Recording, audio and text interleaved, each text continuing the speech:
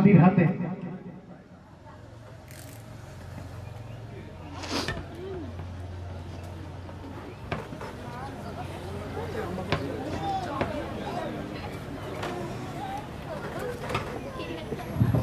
Assalamu alaikum. Assalamu alaikum. At the very first of all, I would like to convey the most beloved Allah Pak who has given me chance here to speak. Would like to give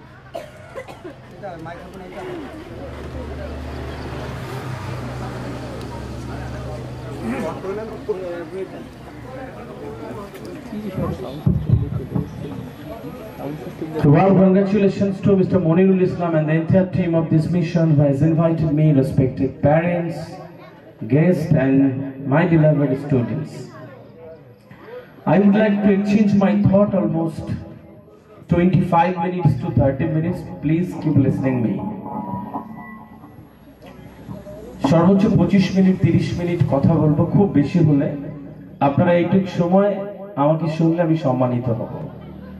আমি খুব মনে করি কি আল্লাহ সুবহানাহু ওয়া তাআলা দ্বারা নির্বাচিত কিছু মানুষ এই শিক্ষার সাথে থাকবার সুযোগ পায়। মনিরুল ইসলাম ম্যাডাম এবং আরো যারা এই শিক্ষার সাথে যুক্ত এখানকার টিচার্স ম্যামেরা, আমার মনে হয় কি আল্লাহ সুবহানাহু ওয়া তাআলা উপর থেকে এই মানুষগুলোকে নির্বাচিত করে যাদেরকে শুধুমাত্র শিক্ষার সাথে থাকবার সুযোগ দেন। মনিরুল্লাহ দুটো ট্রাক কিনে যদি বর্ডারের দিকে দিতে হয়তো একটু বেশি টাকা পেত বা অন্য কিছু একটা করলে হয়তো বেশি টাকা পেত, কিন্তু এখানে যে শ্রম এবং যে সময়টা দেয় আমার মনে হয় যে এটা জাতির উন্নতির জন্য, সভ্যতার বিবর্তনের জন্য অত্যন্ত গুরুত্বপূর্ণ একটি কাজ। আমি তাদেরকে সম্মান জানাই। আমার মনে হয় যে এরকম মানুষ আরো দরকার এই সভ্যতার বিবর্তনের জন্য। সম্মানিত উপস্থিতি, আপনারা যারা উপস্থিত রয়েছেন এখানে একটা ইবাদত করতে এসেছেন, নিজের সন্তানের জন্য এখানে উপস্থিত হয়েছেন, আর এটা একটা বিরাট বড় ইবাদত। আমি মনে করি যে আপনারা যারা উপস্থিত হয়েছেন আপনাদের আল্লাহ সুবহানাহু ওয়া তাআলা কপালে লিখে রেখেছিল 2024 সালের 20 নভেম্বর আপনি এখানে এসে বসবেন, একটা অনুষ্ঠান হবে, কিছু কথা শুনবেন, আপনার সন্তানের মিশনে আসবেন। এগুলো সব প্রিস্ক্রিপ্টেড, নইলে আপনি এখানে এসে আসতেন না, অনুষ্ঠানটা হতো না, বা অনেকেই ছিল চলে গেছে, বা অনেকে আসবার কথা ছিল আসেনি। কিন্তু যেটুক মানুষ এখানে বসে রয়েছে আমি খুব বিশ্বাস করি আল্লাহ সুবহানাহু ওয়া তাআলা এই মানুষগুলোকে খুব পছন্দ করেন। সম্মানিত উপস্থিতি, আমি আমার 3টে সেগমেন্টে কথা বলবো। এই 3টে সেগমেন্ট, প্রথম স্টুডেন্টরা যারা তোমরা বসে আছো, বাবা মায়ের এবং টিচার্স, এই 3টে সেগমেন্টে আমি 25 মিনিট কথা বলবো অল্প অল্প করে। তোমরা শুনতেও পারো, কথাও বলতে পারো। ডিয়ার স্টুডেন্টস, বারবার যাওয়া আসা করতে পারো, আবার ডিস্টার্বও করতে পারো। That is depend upon to you. এগুলো তোমাদের উপর। আপনারা যে কেউ বারবার উঠতে পারেন, চলে যেতে পারেন, কিন্তু এই 20-25 মিনিট কনসেন্ট্রেশন দিন, আমি সম্মানিত হব। আমার খুব মনে হয় যে ছোট মানুষ দিয়ে কখনো বড় জাতি গঠন করা যায় না। ছোট মানুষ দিয়ে কখনো বড় জাতি গঠন করা যায় না। বড় জাতি গঠন করতে হলে বড় মানুষ দরকার, যার স্বপ্নের আয়তন যত বড় তার সাফল্যের আয়তন তত বেশি। এই পৃথিবীর প্রায় 200 থেকে 250টা দেশ এবং 800 থেকে 900 কোটি মানুষের মধ্যে আজকে যদি কেউ একজন এই মানব সভ্যতার ইতিহাস রচনা করতে যেত, তাহলে আপনাকে বাদ দিয়ে আজকের ইতিহাস রচনা করা যেত না। পৃথিবীর কেউ কোনো একটা দেশের কোনো একটি রাজ্যের কোনো একটি শহরের বিরাট বিজ্ঞ পণ্ডিত মানুষ যদি আজকের পৃথিবীর ইতিহাস রচনা করতে যেত, তাহলে আপনাকে বাদ দিয়ে আজকের ইতিহাস রচনা করা যায় না। আপনাকে বাদ দিয়ে আজকের মানব সভ্যতার ইতিহাস সম্পূর্ণতা পায় না। এতটা গুরুত্বপূর্ণ আমরা একটা মানুষ। পৃথিবীর যেখানে জনগণনা হবে আপনাকে ধরতে হবে, আপনাকে ধরে তবে ওই জনগণনার হিসেবটা কমপ্লিট হবে, সম্পূর্ণতা পাবে, নইলে হবে না। আপনি আর আমি এই পৃথিবীর মাটিতে এতটা গুরুত্বপূর্ণ একটা মানুষ, কিন্তু কখনো আমরা আমাদের মূল্যটাকে বুঝিনি। সম্মানিত উপস্থিতি, আমি খুব বিশ্বাস করি এই পৃথিবীতে যে নিজেকে মূল্য দেয় না, পৃথিবীর কেউ তাকে মূল্য দেয় না। এই পৃথিবীতে কে নিজেকে দাম দেয় না, পৃথিবীর কেউ তাকে দাম দেয় না। এই পৃথিবীতে যে নিজেকে মূল্যবান ভাবে না, দামি ভাবে না, পৃথিবীর কেউ তাকে মূল্যবান ভাবে না, পৃথিবীর কেউ তাকে দামি ভাবে না। এটি স্বীকার করলেও সত্যি, না স্বীকার করলেও সত্যি। সম্মানিত উপস্থিতি, আজকে এখানে যে কটা মানুষ আপনারা আমার কথা শুনবেন, আপনি যে একটা গুরুত্বপূর্ণ মানুষ, আপনি একটা দামি মানুষ, একটা মূল্যবান মানুষ, এই পৃথিবীর মানচিত্রে আপনার একটা অবস্থান রয়েছে, এটুক মস্তিষ্কের মধ্যে গুঁজে তবে বাড়িতে যাবে, আগামী দিনের কাজকর্মগুলো সফলতা পাবে, ভালো হবে এবং ওটি আস্তে আস্তে উত্তরণের পথে এগোবে। আমরা বেশিরভাগ মানুষ নিজেকে মূল্য দিতে পারি না। আমার কিছু নেই, আমি এখানে থাকি, গ্রামে থাকি, অভাব অনটন, এরকম হাজার অজুহাত দিয়ে একটা জীবন নষ্ট করে দেওয়ার জন্য আমরা নিজেরাই যথেষ্ট। পৃথিবীর 90% যদি মানুষকে দেখেন যারা নোবেল পেয়েছে, বড় হয়েছে, শিল্পপতি হয়েছে, ইন্ডাস্ট্রিয়ালিস্ট হয়েছে, বিরাট বড় বড় জায়গায় গেছে, সবাই দারিদ্রতার সাথে লড়াই করেছে, সবাই গ্রাম থেকে আসা, আর সবাই প্রচন্ড কষ্ট করেছে একটা সময় পরে, কিন্তু নিজের উপরে কখনো বিশ্বাস হারায়নি। একটা সুন্দর কথা রয়েছে যে নদী নিজেকে সামলে নিতে পেরেছে, যে নদী নিজেকে সামলে নিতে পেরেছে তার বুকেই সভ্যতা গড়ে উঠেছে। এখন নিজেকে তো সামলে নিতে হবে। নিজের আবেগ, নিজের বোধ, নিজের চিন্তার ভিন্নতা, ব্যক্তিত্বের ভিন্নতা, এগুলো তো স্বীকার করতে হবে, নিজের জায়গাটাকে বুঝতে হবে, মূল্য দিতে হবে। একটা সময় পরে এই জীবন আপনাকে একটা অত্যন্ত মূল্যবান কিছু দেবে।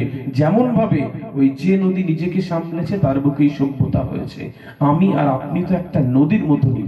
নিজেকে সামলে নিয়ে যদি নিজের যে পরিশ্রম, নিজের যে ক্ষমতা, এগুলোকে একবার বিশ্বাস করে আমরা যদি পথ চলতে থাকি, সেই পথের গন্তব্য সফলতাই গিয়ে মিলে যায় বলে আমি বিশ্বাস করি। সম্মানিত উপস্থিতি, প্রত্যেকেই যারা এখানে, তোমরা ছেলেরা, মেয়েরা বসে রয়েছে, প্যারেন্টসরা, বাবারা বসে রয়েছেন, এইটুকু বিশ্বাস মাথায় নিলে আমার পরবর্তী কথা শুনতে ভালো লাগবে। আপনি আর আমি অত্যন্ত গুরুত্বপূর্ণ একটা মানুষ। এই গুরুত্বপূর্ণ, এই দামি, মূল্যবান বিষয়টাকে আপনাকে বোধ দিতে হবে, চিন্তা করতে হবে। চিন্তা ভাবনা ব্যতীত, কেন ব্যতীত আপনার জীবন সুন্দর হবে না। আপনার জীবনে কেন লাগাতে হবে, কেন জীবনে এলাম। আল্লাহ সুবহানাহু ওয়া তাআলা কীট পতঙ্গ, রাস্তার কীট, কোন একটা কিছু, বাঘ ভাল্লুক, বিড়াল শিয়াল করে পাঠাতে তো পারতো, মানুষ কেন করেছে? তার নির্দিষ্ট কিছু কারণ রয়েছে, দায় এবং দায়বদ্ধতা রয়েছে। আপনি মানুষ হয়েছেন এখানে, এই মানুষ হওয়ার দায়বদ্ধতা আপনাকে স্বীকার করতে হবে। আমি আর আপনি তো কেন লাগাই না খুব একটা। কখনো চিন্তা করেছি যে সূরা ফাতিহা কেন নামাজে 5 বার পড়া হয়? অনেক তো সূরা আছে, কেন এটা নামাজে 5 বার পড়া হয়? যদি না মনে করি, এটা বুঝতে হবে আমাকে। তাকবীরে তাহারিমা করছি, আল্লাহু আকবার বলছি, আর আল্লাহ সর্বশ্রেষ্ঠ এটুকু বিশ্বাস করছি না, বা বিশ্বাস করছি না নয়, এটুকু বোধে আনছি না, এটুকু মানে বুঝছি না, মন অন্যদিকে যাবে। কারণ কেন লাগাইনি? আমি সিজদাতে গিয়ে বলছি সুবহানা রাব্বিয়াল আলা, আর মানে বুঝি না, মন তো অন্যদিকে যাবে। নামাজ পড়বার মনে হবে এরপরে কি কি কাজ আছে, কোথায় কি চিন্তা, সব মাথায় ঘোরাফেরা করবে। এইটা আমাদেরকে বাদ দিতে হবে। আমরা দিনে 5 বারই বলছি ইহদিনাস সিরাতাল মুস্তাকিম, কখনো মানে বুঝেছি যে আল্লাহ তুমি আমার সহজ সরল পথ দেখাও? মানেই বুঝি না, বোধই আসে না, তো সহজ সরল পথ আসবে কি করে? সম্মানিত উপস্থিতি, বুঝতে হবে আমাকে যে কেন, এই কেনটা লাগিয়ে দিতে হবে। আজকে আপনি এখানে বসেছেন কেন? এখানে এই মিশনে পড়াবার সুযোগ আল্লাহ সুবহানাহু ওয়া তাআলা আপনাকে দিয়েছে কেন? আপনার সন্তানকে পড়াবার সুযোগ দিয়েছেন কেন? নিশ্চয়ই এটা প্রিস্ক্রিপ্টেড, যদি আল্লাহ সুবহানাহু ওয়া তাআলা আপনি বিশ্বাস করেন যে এখান থেকে তার জীবনের একটা উত্তরণ হবে যেটি অনেক বড় জায়গাতে যাবে। এভাবেই ছোট ছোট জায়গা থেকে একটি বড়ত্বের সূচনা হয়। সেই বড়ত্বের সূচনার জন্য আপনাকে কেনটা লাগিয়ে দিতে হবে। সম্মানিত উপস্থিতি, আমি খুব বিশ্বাস করি কি ফিনান্সিয়াল ফ্রিডম, অর্থাৎ অর্থনৈতিক স্বাধীনতা খুব গুরুত্বপূর্ণ। এই অর্থনৈতিক স্বাধীনতাটা কি, আমি যখন নামাজে যাব তখন যেটুকু বলবো ওইটুকু মন থেকে। আর যদি অর্থনৈতিক স্বাধীনতা না থাকে, তাহলে আমার চিন্তা করতে হবে কাল কি খাবো, আর আজকের এই সিজদা ভালো হবে না। এটা আমরা তো পীর নই, দরবেশ নই, বা আল্লাহ সুবহানাহু ওয়া তাআলার বিরাট বড় হেদায়েত প্রাপ্ত কেউ নই, সাধারণ মানুষ। আমাকে বুঝতে হবে যে আমাকে ওই লেভেল তৈরি করতে হবে। আল্লাহ সুবহানাহু ওয়া তাআলা আমাকে সব দিয়েছে, এইগুলো ব্যবহার করে আমাকে একটা চূড়ান্ত জায়গায় পৌঁছতে হবে। সম্মানিত উপস্থিতি, আমি এবার ছাত্রদের নিয়ে কিছু, মেয়েদের নিয়ে কিছু কথা বলবো। Concentration is very important. মেয়েরা, ছেলেমেয়েরা যারা আমাকে শুনছো, তোমরা স্টুডেন্টস যারা তোমরা আমাকে শুনছো, আপনারা যারা আমাকে শুনছেন, প্যারেন্টসরা, টিচার্সরা যারা রয়েছেন, কোনো একটা বিষয়ে আমি যদি নিজে ভালো কিছু সৃষ্টি করতে চাই, ভালোভাবে যদি ওই বিষয়টা আমি অ্যাবজর্ব করতে চাই, পর্যবেক্ষণ করতে চাই, কোনো একটা বিষয় যদি আমি আমার নলেজ নিতে চাই, তাহলে সবার আগে কনসেন্ট্রেশন দিতে হবে। কনসেন্ট্রেশন মানে হচ্ছে মনোযোগ। আমি আমার মনোযোগটাকে কত সুন্দরভাবে একটি বিষয়ের উপরে দিতে পারছি তার উপরে নির্ভর করছে ওই কাজটা কতটা উৎকর্ষতা অবলম্বন করবে বা কতটা উৎকর্ষতা পাবে। ওই কাজটা কতটা উৎকর্ষতা পাবে এটা নির্ভর করছে আমি কতটা মনোযোগ দিচ্ছি। বিষয় হচ্ছে যে এই মুহূর্তে পৃথিবী মনোযোগ নষ্ট করার উপকরণ দিয়ে তৈরি। এই মুহূর্তে পৃথিবী মনোযোগ নষ্ট করার উপকরণ দিয়ে তৈরি। আপনি যাই করবেন দেখবেন কেউ না কেউ আপনার মনোযোগটাকে নষ্ট করার জন্য তৈরি রয়েছেন। আপনি যাচ্ছেন কোথাও একটা এবং আপনি সুন্দর একটা জিনিস ভাবছেন, কানের কাছে এসে একটা বিজ্ঞাপন বাজতে শুরু করলো, আপনার মনোযোগটা নষ্ট হয়ে গেল। আপনি বসে রয়েছেন, দুর্দান্ত কিছু একটা চিন্তা করছেন ভবিষ্যতের জন্য বা লিখছেন, একটা ফোন চলে এলো, ব্যাস মনোযোগ নষ্ট হয়ে গেল। আপনার বসে আছেন, কোনো একটা বিষয় আপনার সামনে উপস্থাপন হবে, আপনি কনসেন্ট্রেশন দিচ্ছেন, কিন্তু দেখা গেল যে দুম করে কোনো একটা ডিস্ট্রাকশন আপনার কাছে হাজির হয়ে গেল, ব্যাস মনোযোগ নষ্ট হয়ে গেল। পৃথিবীটা এই মুহূর্তে মনোযোগ নষ্ট করার উপকরণ দিয়ে তৈরি, কিন্তু আমাকে মনোযোগ ধরে রাখার জন্য আমাকে আমার মতন করে চিন্তা করতে হবে, ভবিষ্যৎ থেকে দেখতে হবে। এই মনোযোগ যখন মেয়েরা তোমরা পড়াশোনাতে দেবে, আপনারা আপনাদের কাজে দেবেন, দেখবেন ওই কাজটা খুব সুন্দর হচ্ছে। এই মনোযোগ এতটা গুরুত্বপূর্ণ একটা জিনিস। আমি যখন যে কাজ করছি ওই কাজে আমার 100% মনোযোগ থাকবে, যদি থাকে ওই কাজটা সফলভাবে রূপায়ণ পাবে। সম্মানিত উপস্থিতি, যারা এখানে মেয়েরা তোমরা পড়াশোনা করো, দেখবে পড়তে পড়তে আমাদের মেন্টাল ডিস্ট্রাকশনস হয়, অনেক কিছু দিকে মনোযোগ চলে যায়। অনেক কিছু দিকে মনোযোগ চলে পড়াটা সুন্দর হয় না।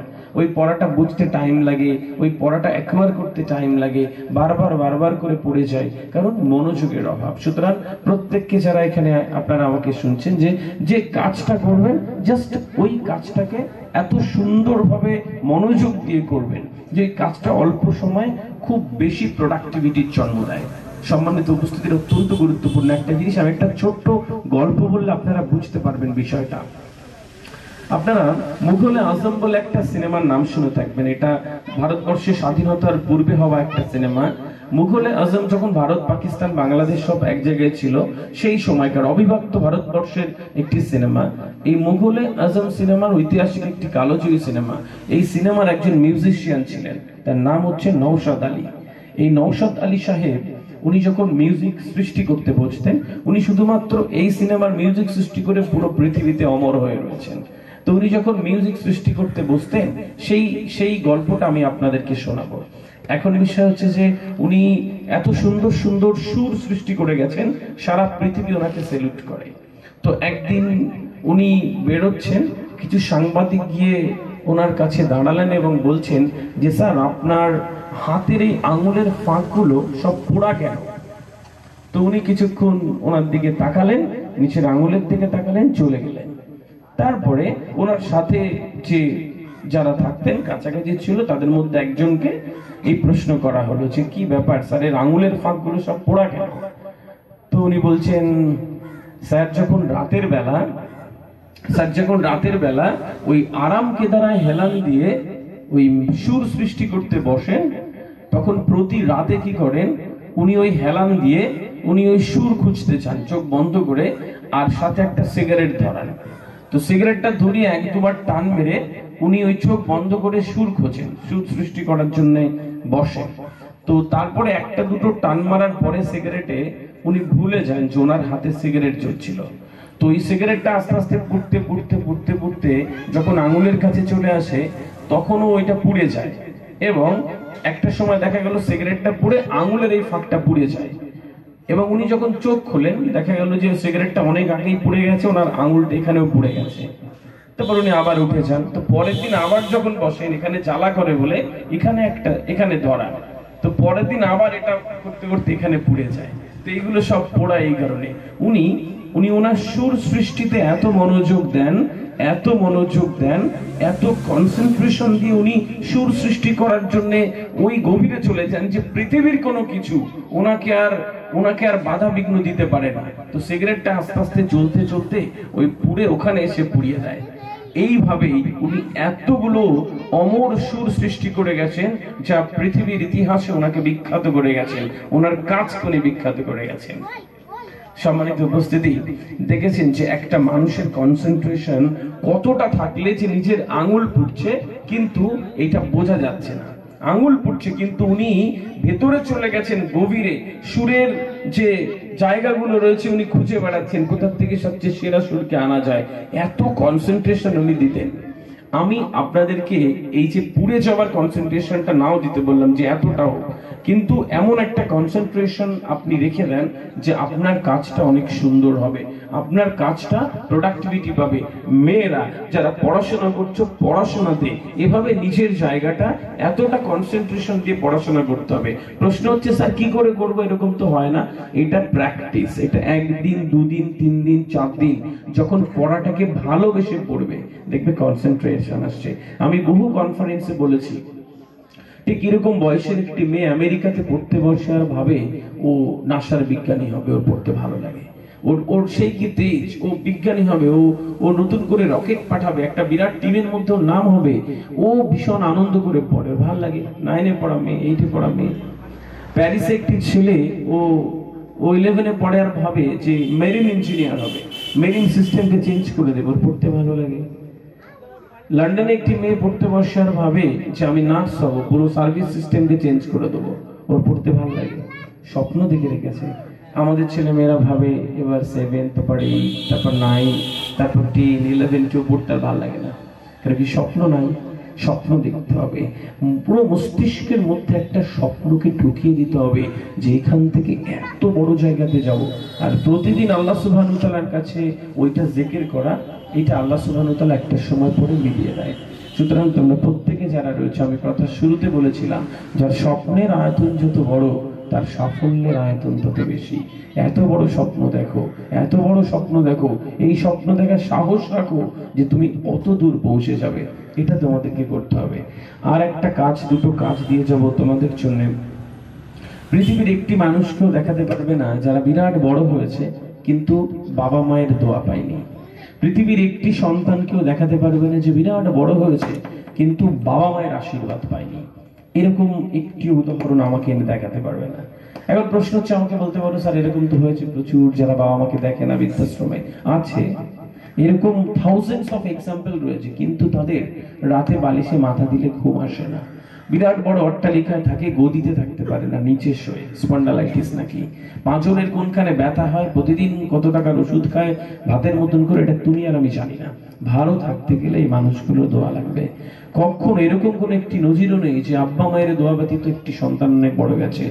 বাবা মা হচ্ছে সোনার খনি, যত দোয়া নিতে পারবে তত একটু একটু করে অনেক দূরে পৌঁছে যাবে। অনেক কিছু মাথায় ঢোকে না, অনেক কিছু আসে না, বুঝতে পারো না, বাবা মায়ের দোয়া নাও, এত দোয়া নাও, এত দোয়া নাও, এত দোয়া নাও যে তোমার কাজটা অনেক সহজ হয়ে যাবে। আর প্রতিদিন রাতে শুতে যাওয়ার সময় আয়াতুল কুরসি পড়ে আল্লাহ সুবহানাহু ওয়া তাআলার কাছে দোয়া করে শুতে যাবে। 90% মার্কসের জন্য নয়, 100% মার্কসের জন্য নয়, মাধ্যমিক উচ্চ মাধ্যমিকের জন্য নয়, যে আল্লাহ আমাকে শক্তি দাও, আমি বিরাট বড় একজন ডাক্তার হব, ইঞ্জিনিয়ার হব, প্রফেসর হব, মেরিন ইঞ্জিনিয়ার হব, নাসার বিজ্ঞানী হব, এইটা হতে, এটা করে দিও না আমাকে, নয় যেটা হতে যা যা শক্তি লাগে তুমি আমাকে দাও। প্রতিদিন আয়াতুল কুরসি পড়ে প্রতিটা সিজদাতে দোয়া করবে। এভাবে একটু একটু করে নিজের মনোযোগটাকে রেখে যদি নিজের সাথে নিজের একটা জেদ তৈরি করতে পারো, দেখবে এখানেই মেয়েরা যারা বসে রয়েছে আগামী 10 বছর পরে এই মিশন আরো বড় হবে, এই স্টেজ আরো বড় হবে, আপনারা আরো গার্ডিয়ানস আসবেন, পুরো পশ্চিমবঙ্গ থেকে ডেলিগেটসরা আসবে, আর আপনি বাবা হিসেবে, মা হিসেবে ওখানে বসে দেখবেন আপনার সন্তান এই বেগম রোকেয়া গার্লস মিশন থেকে একটি কৃতি সন্তানের পুরস্কার নিচ্ছে, যে WBCS অফিসার হওয়ার জন্য ইনশাআল্লাহ। এটুক শুধু সময়ের অপেক্ষা। একজন মেয়ে তার বাবা মাকে, একজন ছাত্রী তার বাবা মাকে সবচেয়ে বড় উপহার এভাবে দিতে পারে। অনেক শাড়ি চুড়ি গহনা ইলিশ মাছের মাথা খাওয়াবে, কিন্তু বিশ্বাস করো বাবার মাকে যদি শান্তি দিতে চাও, এর থেকে বড় কিছু একজন বাবার মা এই পৃথিবীতে কিচ্ছু চায় না। আজকে যারা এখানে বসে রয়েছে একদম বুকের গভীরে গিয়ে একটা স্বপ্ন বুকের মধ্যে লালন করবে।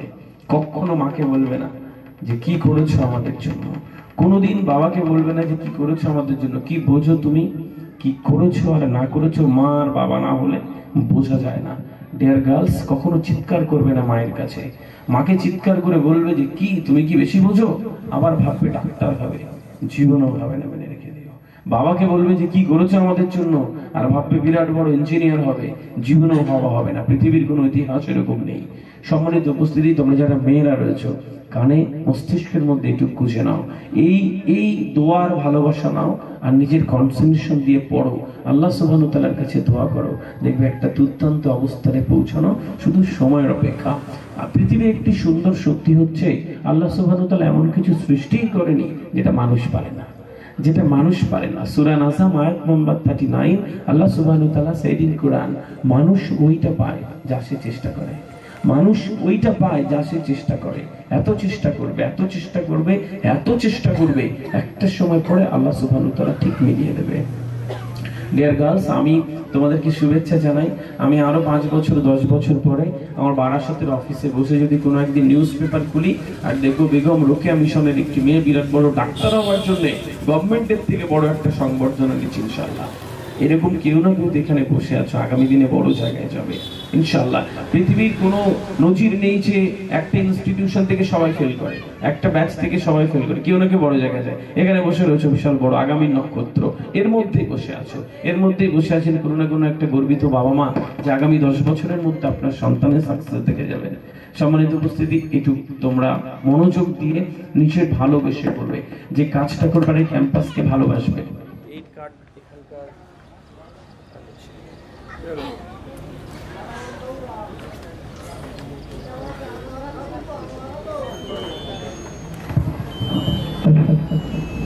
বাবা মাদের জন্য একটু কথা বলি, যারা এখানে রয়েছেন আপনারা, আমি শেষ করে দেবো 5 মিনিটের মধ্যে।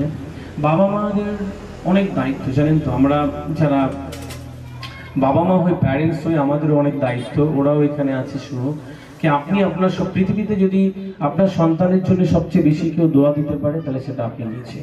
আল্লাহ সুবহানাহু ওয়া তাআলার পরে বাবা মা তার সন্তানকে সবচেয়ে বেশি দোয়া দিতে পারে। আর সাথে সাথে এটাও ঠিক বদদোয়া কিন্তু লেগে যায়।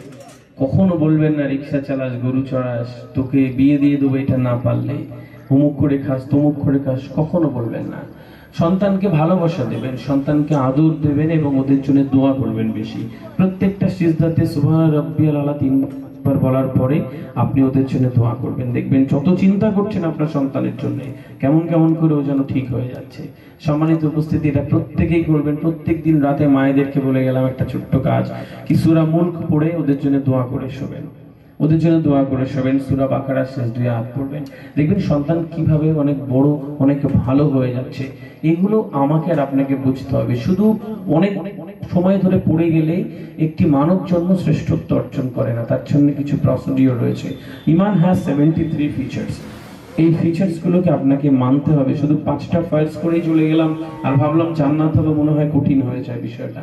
এগুলো আপনাকে বুঝতে হবে। এখানে যেমন এসেছেন একটা ইবাদত কমপ্লিট করেছেন, আপনার সন্তানের জন্য আপনার স্কুলের এডুকেশনের ওখানে আসা, এটা একটা ইবাদত কমপ্লিট করা। তাই জন্য প্রত্যেকেই বাবারা, প্রত্যেকেই যখন এখানে আসবেন আপনার সন্তানের সাথে দেখা করতে, কানে কানে কি বলে যাচ্ছেন ওই 15 দিন বা 10 দিনের ব্যবধানে, তার উপর নির্ভর করছে ও পড়ায় মনোযোগ দেবে না ও চিন্তা করবে সারাদিন বাড়ির দিকে।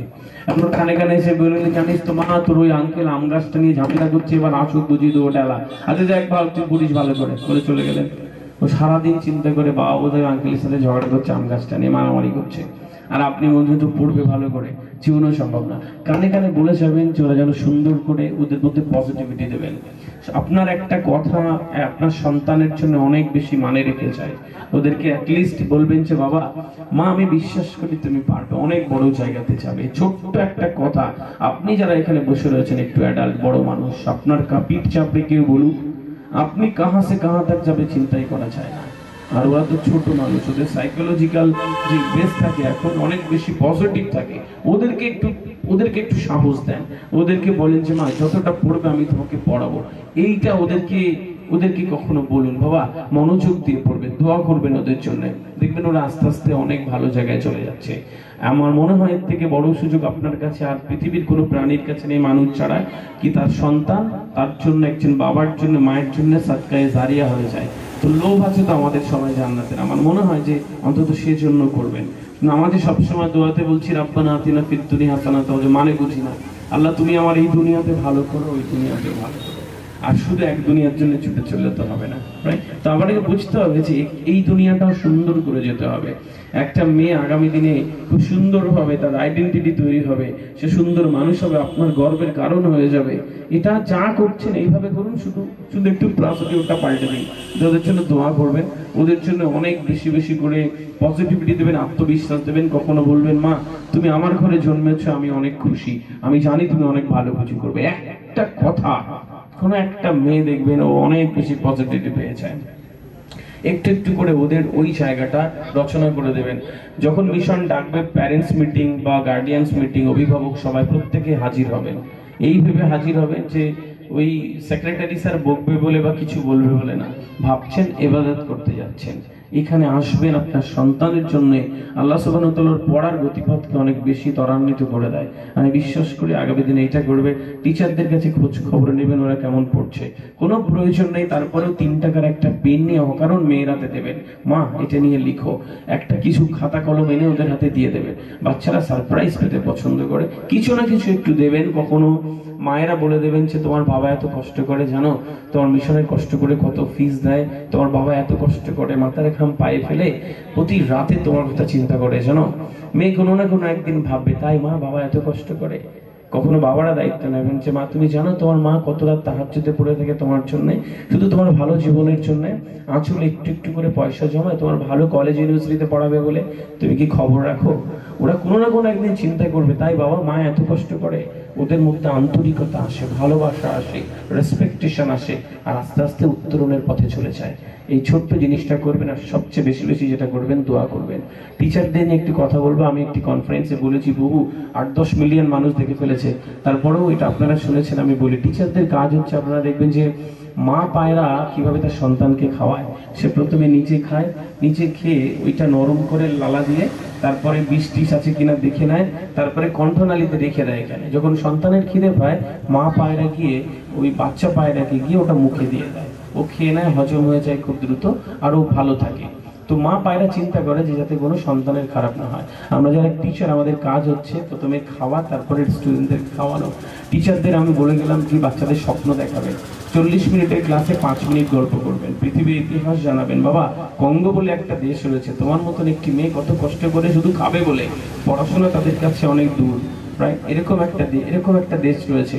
আমাদের অনেক বেশি ভালো লাগে, অনেক স্বপ্ন, এত এত কিছু অপরচুনিটিস, ক্যারিয়ার, এত কিছু। আমরা বলি যে কিচ্ছু নাই, কিচ্ছু নাই, মিথ্যে কথা। পৃথিবীতে যোগ্য লোকেরা বসে নেই আজ, যে যোগ্য পৃথিবী বুক চিরে তারা জায়গা করে দেয়। আমরা আসলে যোগ্য হতেই পারিনি কখনো, এই জন্য আমরা একটু একটু করে ভাগ্যকে দোষারোপ করি।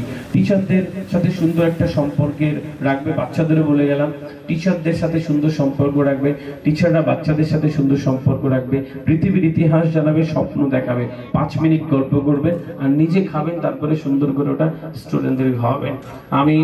আমি শাহানি ম্যাডাম এবং মনিরুল স্যারকে অনেক অনেক রেসপেক্টেশন দিয়ে গেলাম। যে সাহস আমি দেখাইনি সে সাহস মনিরুল অনেক আগে দেখিয়ে ফেলেছে। তাই একদম সুন্দর একটা একাডেমি চালানো অত মুখের কথা নয়, এতগুলো মেয়েদেরকে রাখা। আমি আবারও বিশ্বাস করি আল্লাহ সুবহানাহু ওয়া তাআলা এই মানুষটাকে নির্বাচিত করেছিল, এই শাহানি ম্যাডামকে, মনিরুল স্যারকে, তাই জন্য এত সুন্দরভাবে চালাচ্ছে। এবং আমি এও জানি, আপনারা জানবেন মাইক্রোসফট একটি গ্যারেজের ঘরে প্রতিষ্ঠা পেয়েছিল, গ্যারেজে যেখানে গাড়ি ফাড়ি থাকতো, ওখান থেকে আজকে পৃথিবীর সেরা ধনী তালিকায় তারা একজন। হ্যাঁ, ফেসবুক শুরু হয়েছিল এরকম একটা ছোট্ট জায়গা থেকে, একটা ছোট্ট কনসেপ্ট নিয়ে। আজকে এরকম একটা জায়গা, আমি বিশ্বাস করি আগামী 10 বছরে বিরাট বড় বিল্ডিং হবে। এই মনিরুল স্যার ম্যাডামের সাথে কথা বলতে গেলে অ্যাপয়েন্টমেন্ট নিতে হবে, কত দূর দূর থেকে ছেলেমেয়েরা এখানে ভর্তি হতে আসবে, তার ইতিহাস আমরা এখানে রচনা করে গেলাম। যাই হোক, আমি বিশ্বাস করি কি স্বপ্ন দেখতে হয়, স্বপ্ন দেখলে স্বপ্ন সত্যি হয়। যে স্বপ্ন নেই সে স্বপ্নের মূল্য বোঝে না।